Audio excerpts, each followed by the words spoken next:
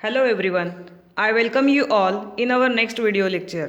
In this video lecture, we are going to learn some more examples on trigonometric ratios of allied and compound angles.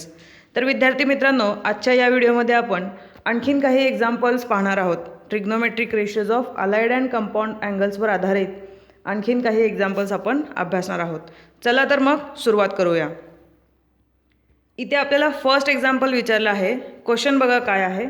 If A and B both are obtuse angles and sin A is equal to 5/13, cos B is equal to -4/5, find sin of A plus B. तर आता विद्यार्थी मित्रांनो आपल्याला sin A दिलेला आहे 5/13 आणि cos B दिलेला आहे -4/5 आणि आपल्याला sin of A plus B काढायला सांगितलेलं आहे. त्याचबरोबर इथे क्वेश्चनमध्ये आपल्याला आणखीन एक गोष्ट मेन्शन केली आहे, ती म्हणजे ए आणि बी हे जे दोन अँगल्स आहेत ते कसे आहेत तर ऑप्ट्यूस अँगल आहेत. आता विद्यार्थी मित्रांनो, ऑप्ट्यूस अँगल म्हणजे काय? असा अँगल जो 90 डिग्री आणि 180 डिग्रीच्या मध्ये लाय करतो त्याला आपण काय म्हणतो? Obtuse angle. याचाच अर्थ काय? तो 90 डिग्रीपेक्षा मोठा आहे आणि 180 अंश म्हणजे 180 डिग्रीपेक्षा लहान आहे. याचा अर्थ हा अँगल सेकंड क्वाड्रंटमध्ये लाय करतात ए आणि बी. तर आता ह्याचा उपयोग आपल्याला कुठे करायचा आहे या ऑप्ट्यूस अँगलचा, ते एक्झाम्पल सॉल्व करत असताना तुमच्या लक्षात येईल. तर याचं सोल्युशन आपण बघूया. पहिल्यांदा आपल्याला जे काही दिलं आहे गिवन ते आपण लिहून घेऊया. Sine A is equal to 5/13 and cos B is equal to -4/5. आता आपल्याला काय फाइंड आउट करायचं आहे तर sine of A plus B. आता विद्यार्थी मित्रांनो इथे आपल्याला फॉर्म्युला वापरायचा आहे साइन ऑफ ए प्लस बीचा. तुम्हाला माहिती आहे साइन ऑफ ए प्लस बीचा फॉर्म्युला काय आहे तर sign A cos B plus cos A sine B. Sign A cos B plus cos A sine B.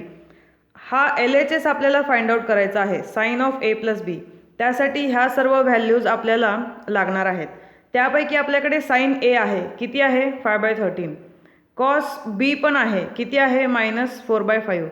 आपल्याकडे कॉस ए नाही आहे आणि साइन बी नाही आहे. तर या दोन गोष्टी आपल्याला पहिल्यांदा फाइंड आउट करून घ्याव्या लागतील. तर ते कसं फाइंड आउट करायचं ते बघूया. तर पहिल्यांदा हा जो काही आपण आता फॉर्म्युला लिहिला आहे त्याला आपण इक्वेशन 1 म्हणूया. सो युजिंग फॉर्म्युला हा आपला बेसिक ट्रिग्नोमेट्रिक आयडेंटिटीचा फॉर्म्युला इथे वापरायचा आहे. Sine square of A plus cos square of A is equal to 1.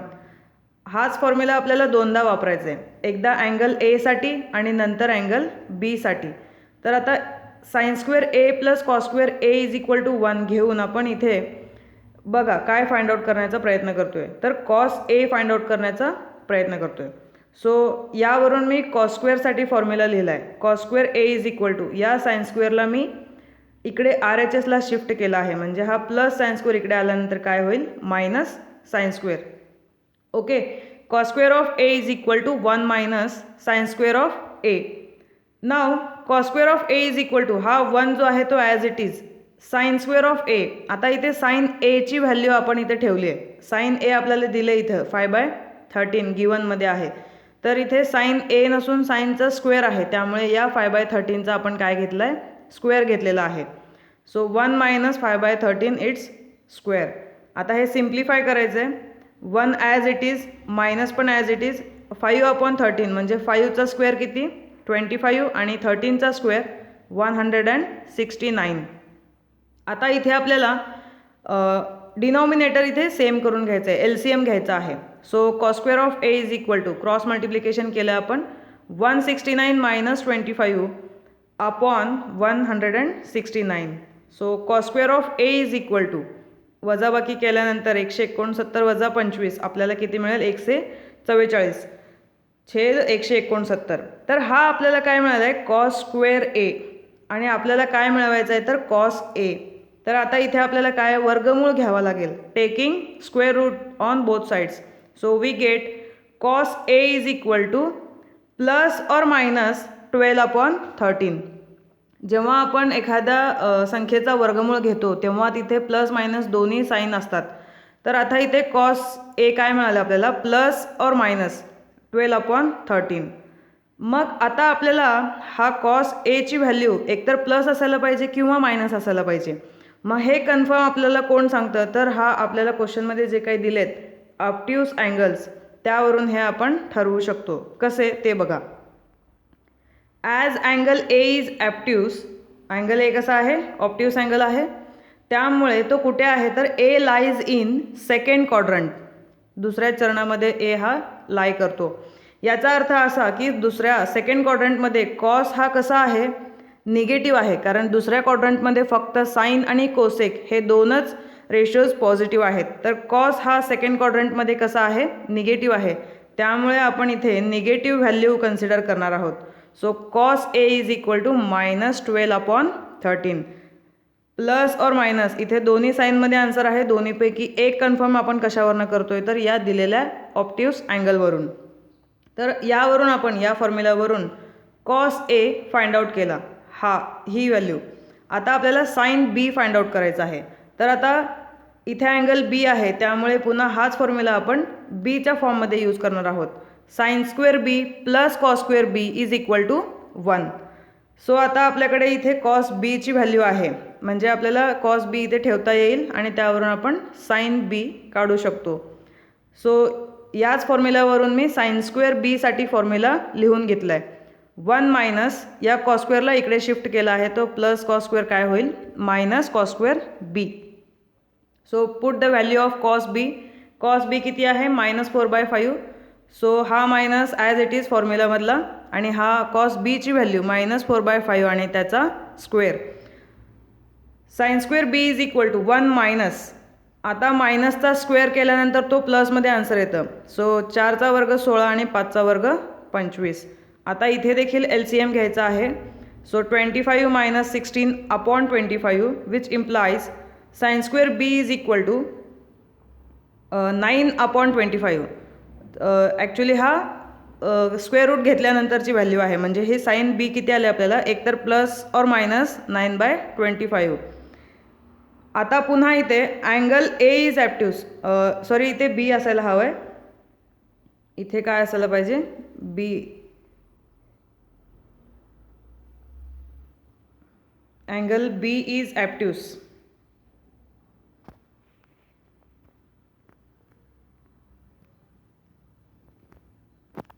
Okay.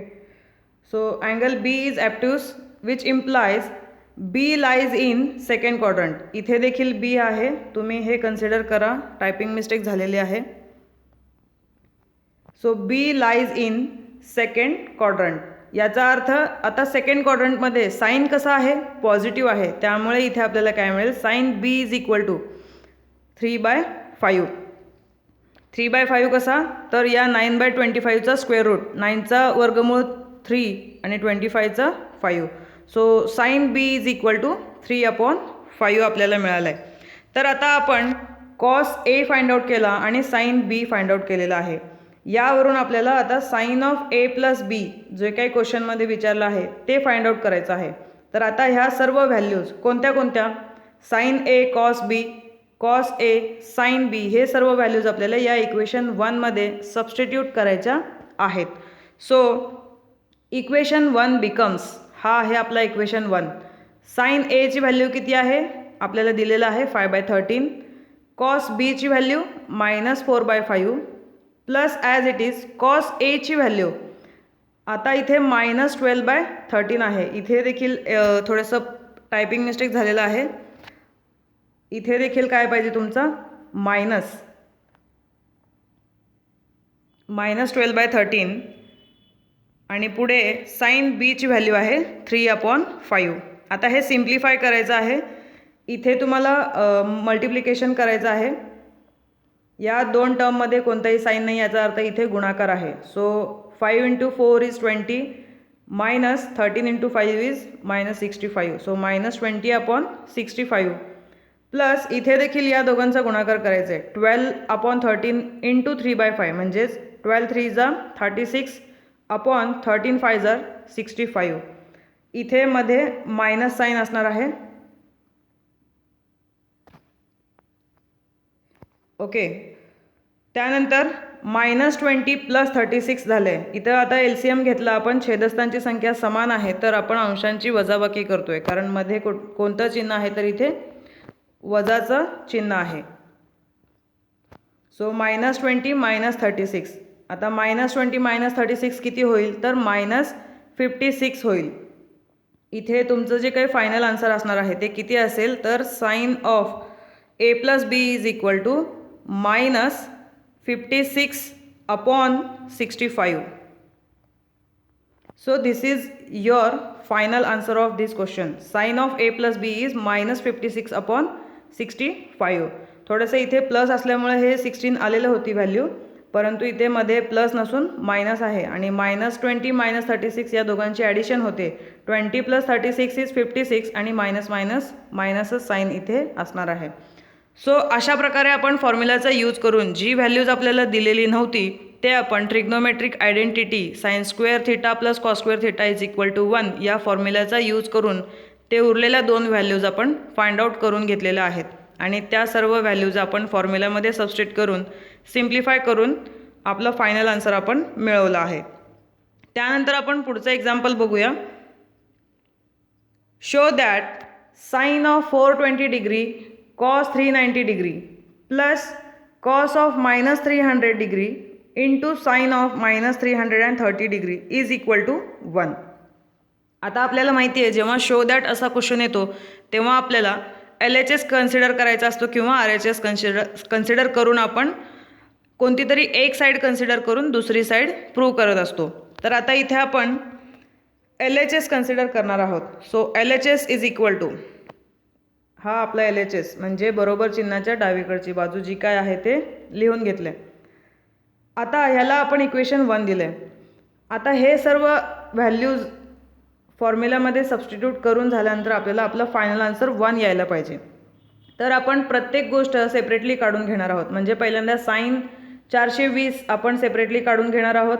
त्यानंतर cos 390, पुन्हा cos 300 आणि sin -330 हे सर्व व्हॅल्यूज आपण काढून घेणार आहोत. म्हणजे प्रत्येक टर्म सेपरेट करून आपण काढणार आहोत आणि नंतर सर्व व्हॅल्यूज या 1 मध्ये ठेवणार आहोत. तर सुरुवातीला आपण sin 420 काढूयात. So sin of 420 degree is equal to, आता या 420ला आपण कसं लिहिलं आहे 360 अधिक 60, कारण 360 डिग्री म्हणजेच किती 2π आणि 60 डिग्री म्हणजे किती तर π/3. आपल्याला 60 डिग्रीची व्हॅल्यू माहिती आहे त्यामुळे इथं आपण 360 + 60 असं घेतलं या 420साठी. आता तुम्हाला सांगितलं होतं की π/2 किंवा 3π/2 + θ or -θ असेल तरच साईनचं कॉस होतं. इथे काय आहे 2π आहे, पाय किंवा 2π असेल तर साईनचा साईनच राहतो आणि पुढचा जो अँगल असेल तो येतो, म्हणजे sin θ. इथं θ किती आहे 60 degree. So which is equal to sin 60 degree. आता sin 60ची व्हॅल्यू किती आहे तर √3/2.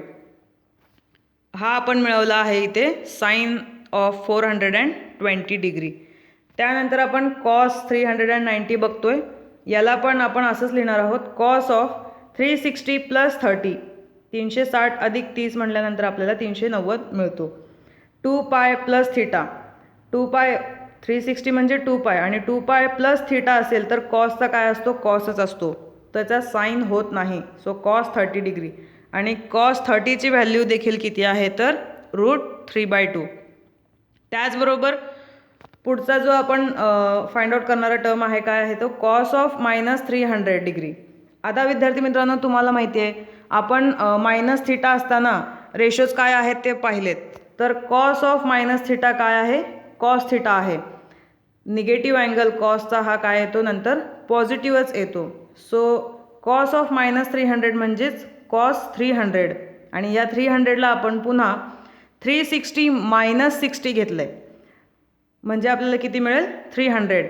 सो अगेन cos of 2π - θ म्हणजे काय मिळेल इथे आपल्याला cos θच, कॉसचा कॉसच राहील आणि θ म्हणजे किती आहे 60 डिग्री. सो cos 60ची व्हॅल्यू किती आहे तर 1/2. त्यानंतर शेवटच्या टर्मची व्हॅल्यू म्हणजे sin of -330 डिग्रीची व्हॅल्यू आपण काढणार आहोत. आणि आता विद्यार्थी मित्रांनो इथे बघा, साइन ऑफ मायनस थिटा याचा फॉर्म्युला काय आहे, किंवा साइन ऑफ मायनस थिटा असताना आपण काय लिहितो, मायनस ऑफ साइन थिटा. म्हणजे इथे या पद्धतीने येईल, मायनस ऑफ साइन थिटा. इथे थिटा किती आहे, 330. आता या 330ला पुन्हा 360 वजा आपण 30 असं लिहिणार आहोत. Sine of 360 degree minus 30 degree. So which implies sine of 30 degree. Sine of 2 pi minus theta म्हणजे साइन थिटा, साइनचा साइनच राहतो. सो साइन 30ची व्हॅल्यू किती आहे तर 1/2. अशा प्रकारे आपण चारही टर्म्सच्या व्हॅल्यू फाइंड आउट केल्या आहेत. आणि आता या सर्व व्हॅल्यूज काय करायचे आहेत, इक्वेशन 1 मध्ये ठेवायचे आहेत. Now put this values in equation 1. This is our equation 1. So LHS is equal to, equation 1 मी पुन्हा एकदा इथे लिहून घेतलेलं आहे. त्यामध्ये आता व्हॅल्यूज पुटअप करायचे आहेत. साइन 420 किती आहे, √3/2. त्यानंतर कॉस 390 किती आहे, √3/2 प्लस आहे तसा. त्यानंतर कॉस ऑफ मायनस 300 किती आला आहे, 1/2. आणि त्यानंतर साइन ऑफ मायनस 330 किती आलेला आहे तर पुन्हा 1/2. सिम्प्लिफाय करा.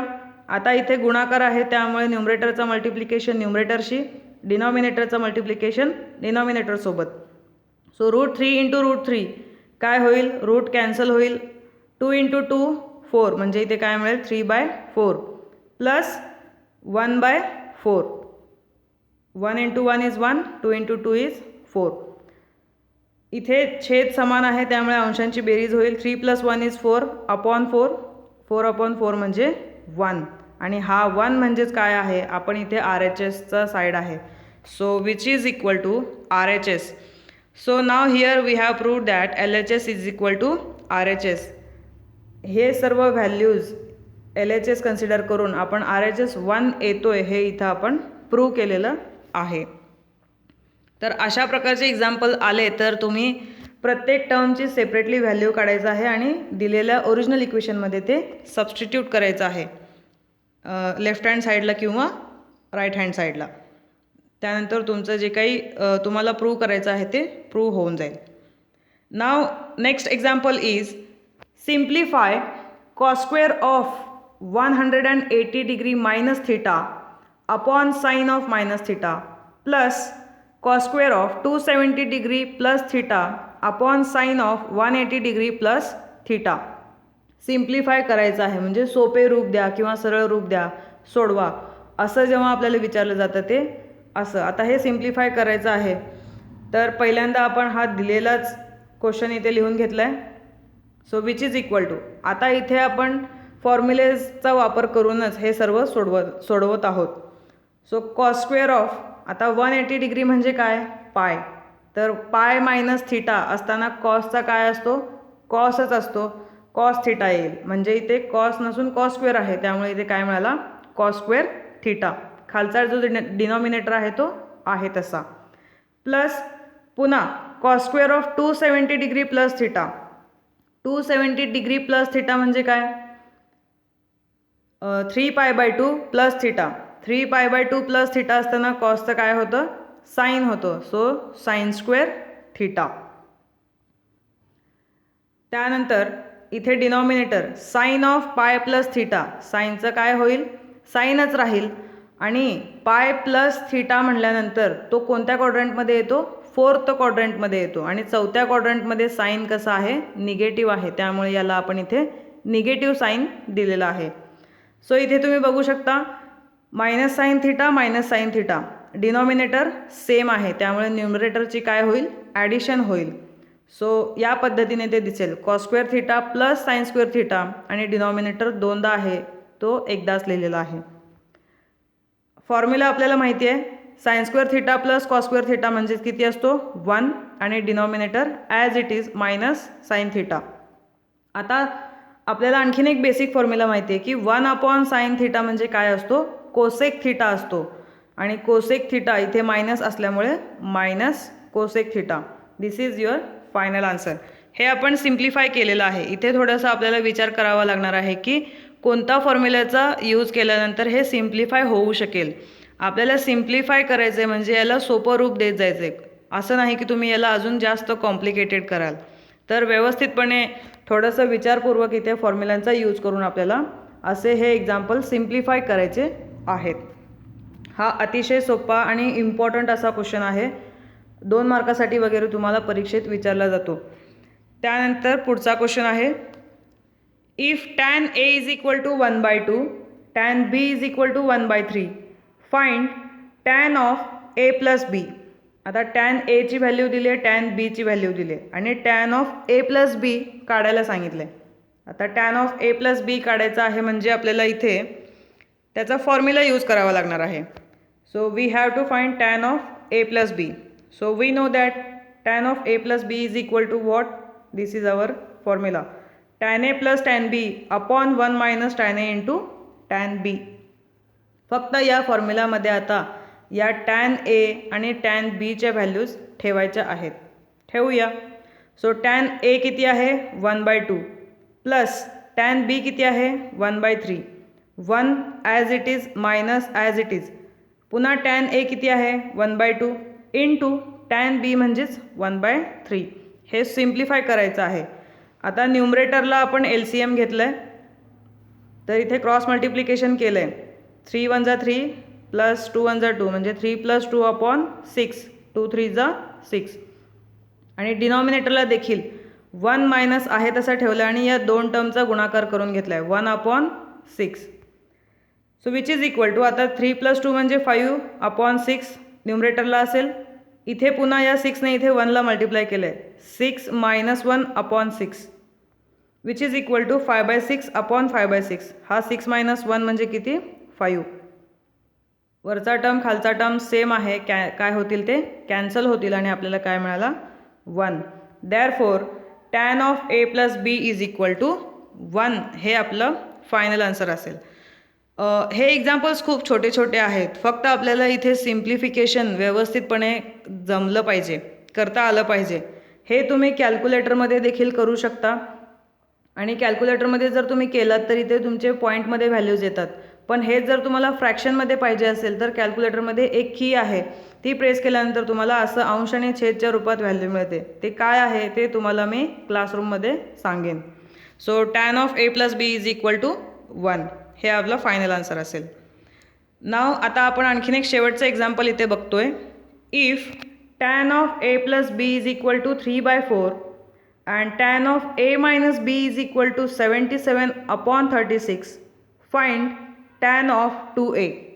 आता इथे आपल्याला tan of 2A find out करायचं आहे. तर पहिल्यांदा इथे आपण थोडीशी ॲडजस्टमेंट करून घेणार आहोत. त्या अगोदर जे आपल्याला दिलं आहे गिवन आपण इथे लिहून घेतलं आहे. tan of A plus B is equal to 3/4 and tan of A minus B is equal to 77 upon 36. We have to find tan of 2A. आता या 2Aला आपण कसं लिहू शकतो बघा. A plus B plus A minus B. हे जर तुम्ही सिम्प्लिफाय केलात ब्रॅकेट तर काय मिळेल A plus B plus A minus B. म्हणजे हा प्लस बी हा मायनस बी कॅन्सल होईल आणि A प्लस A म्हणजे तुम्हाला इथे 2A मिळेल. हे ॲडजस्टमेंट केलेली आहे आपण आपल्याला सोयीचं जावं यासाठी. सो 2Aला आपण असं लिहू शकतो. पहिल्या ब्रॅकेटमध्ये A प्लस बी प्लस दुसऱ्या ब्रॅकेटमध्ये A मायनस बी. आता दोन्ही साईडला मी tan घेणार आहे कारण आपल्याला tan ऑफ 2A काढायचा आहे. So tan 2A is equal to tan of, या दोन्ही टर्म्सला मी एक ब्रॅकेट टाकला आहे square bracket. So tan of A plus B plus A minus B. आता हे मी कसं लिहिलं आहे tan of A plus B plus tan of A minus B upon 1 minus tan A plus B into tan A minus B. इथे मी काय केलं आहे, हा आपला जो काही फॉर्म्युला आहे tan ऑफ A प्लस बी या फॉर्म्युल्याचा वापर करून इथे मी हा RHS तुमचा लिहिलेला आहे. कशावरून तर इथे बघा tan of A plus B. इथे A म्हणजे कोण आहे तुमचा हा पहिला bracket A plus B plus हा प्लस आहे तसा. हा B म्हणजे काय आहे तर हा A मायनस बी. तर A म्हणजे तुमचा A प्लस बी आणि B म्हणजे A मायनस बी. असा इथे तुमचा A आणि B आहेत. तर या A आणि B साठी हा फॉर्म्युला वापरला आहे. Aच्या ठिकाणी A प्लस बी, Bच्या ठिकाणी ए मायनस बी. तर हे फॉर्म्युला इथं मी यूज केलं आहे. आता आपल्याला फक्त टॅन ए प्लस बीची व्हॅल्यू आणि टॅन ए मायनस बीची व्हॅल्यू या इथं सबस्टिट्यूट करायची आहे. चला तर मग हे व्हॅल्यूज ठेवूयात. Tan of A plus B किती दिलेलं आहे 3/4. सो इथे 3/4 लिहिला. Plus tan of A minus B किती आहे 77/36. ते इथं मी सबस्टिट्यूट केलं आहे. 1 मायनस जो आहे तो ॲज इट इज. पुन्हा tan of A plus B म्हणजे 3/4 into tan of A minus B म्हणजेच 77/36. सिम्प्लिफाय करायचं आहे. इथे देखील आपल्याला काय करायचं आहे डिनॉमिनेटर सेम करायचं आहे. इथे 4 आहे, इथे 36 आहे. मग इथे 36 कधी मिळेल या 4ला जर आपण 9ने मल्टिप्लाय केलं तर. मग या 4ला 9ने मल्टिप्लाय करायचं आणि या 3ला देखील 9ने मल्टिप्लाय करायचं. सो 9 3 जा 27 आणि 9 4 जा 36. Therefore 27 plus 77/36. 1 मायनस आहे तसा आणि इथे गुणाकार केला आहे. 3 इंटू 77 इज 231 आणि 4 into 36 is 144 which is equal to हे ॲडिशन करून घेतलं आपल्याला 104 मिळेल. आणि इथे पुन्हा LCM घ्यायचा आहे. या 144ने इकडे 1ला मल्टिप्लाय करायचं आहे म्हणजे 144 वजा 231 छेद 144. फक्त इथे वजाबाकी केली आहे. वरचे टर्म आहे तसे लिहिलेत. इथं 6 झालेला आहे तो 36 पाहिजे.